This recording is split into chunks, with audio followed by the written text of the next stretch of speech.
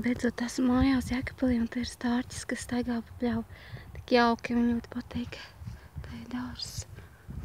Tā viss apkārt māja.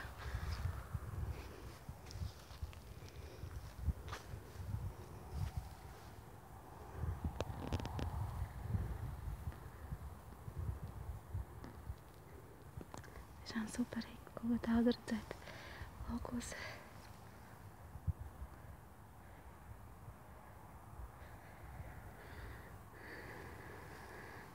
Nezinu, ko viņš tur lasa pa pļauju.